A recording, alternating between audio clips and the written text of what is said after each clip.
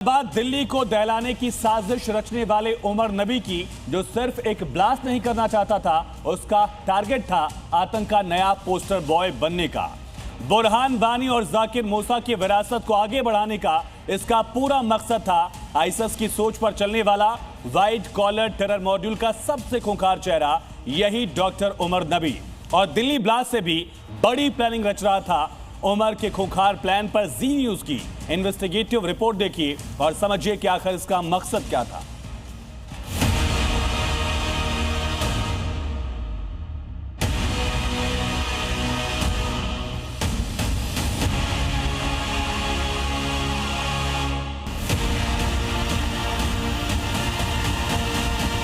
Bomb blast हुआ है लाल किले के सामने। दिल्ली दहलाने वाला बुरहान बनना चाहता था।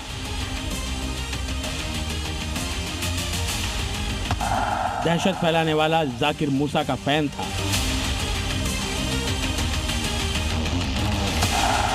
फिदायीन उमर का मकसद आतंक का पोस्टर बॉय।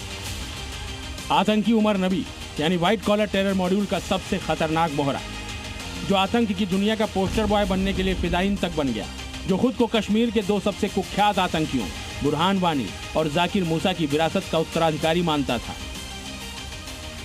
जी न्यूज की इन्वेस्टिगेशन में पता चला है कि दिल्ली ब्लास्ट को अंजाम देने वाला उमर आतंक का पोस्टर बॉय बनना चाहता था। डॉक्टर उमर जाकिर मूसा को रोल मॉडल और बुरहान वानी को अपना हीरो मानता था। वो खुद को मूसा और बुरहान की टेरर लाइन को आगे बढ़ाने वाला बड़ा नाम समझता था। उमर का मकसद सिर्फ दिल्ली को दहलाना ही नहीं, बल्कि एक ऐसा ब्लास्ट करना था जो उसे कश्मीर के टेरर मैप पर अगले आइकॉन की तरह खड़ा कर दे। आतंकी डॉक्टर उमर आईएसआईएस की विचारधारा से प्रभावित था और वो बुरहान वानी और जाकिर मूसा को अपना रोल मॉडल मानता था। मेडिकल की पढ़ाई के साथ ही उमर 2023 से लगातार आईईडीज पर रिसर्च कर रहा था। धमाके कैसे होते हैं, कौन सा केमिकल कितना असर करता है, कौन सी सर्किट कितनी देर में फटती है, इसका वो मास्टर बन चुका था। और ये सब इसलिए क्योंकि उमर के दिमाग में एक ही ख्वाब पल रहा था, बुरहान वानी और जाकिर मूसा की तरह आतंक का नया पोस्टर बॉय बनना। बुरहान और मूसा की तरह उमर ने भी तय कर लिया था कि वो आतंक की राह पर चलेगा। कश्मीर में आतंक को बढ़ाने के लिए एक लोकल टेरर नेटवर्क खड़ा करेगा, बड़ा टेरर अटैक कर खुद को आतंक का नया खूंखार चेहरा बनाएगा। लेकिन इस व्हाइट कॉलर टेरर मॉड्यूल के भीतर ही फूट पड़ गई। उमर नबी आईएसआईएस की विचारधारा का झंडा उठाया था, जबकि उसके साथ ही मुजम्मिल, आदिल और मौलवी मुफ्ती इरफान अलकायदा की लाइन पर चल रहे थे।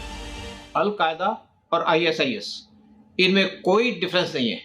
इनकी सेम आइडियोलॉजी है, यानी कि टेररिज्म। आईएसआईएस का एरिया ऑफ ऑपरेशन है वो है मिडिल ईस्ट, और इसको टर्की सपोर्ट करता है वहां पे।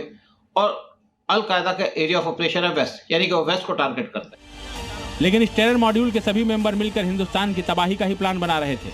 और जब फरीदाबाद से इस मॉड्यूल का भंडाफोड़ हुआ तो उमर ने दिल्ली में पैनिक अटैक कर दिया, क्योंकि उमर नबी पर बुरहान वानी और मूसा की विरासत संभालने की सनक सवार थी। आतंक की दुनिया में अपना नाम मशहूर करने का जुनून सवार था। लेकिन उमर नबी की इस खतरनाक चाहत ने इस पूरे टेरर मॉड्यूल का खेल ही खराब कर दिया, और आतंकियों की जमात जांच एजेंसियों के रडार पर आ गई। दिल्ली से प्रमोद शर्मा के साथ ब्यूरो रिपोर्ट, जी मीडिया।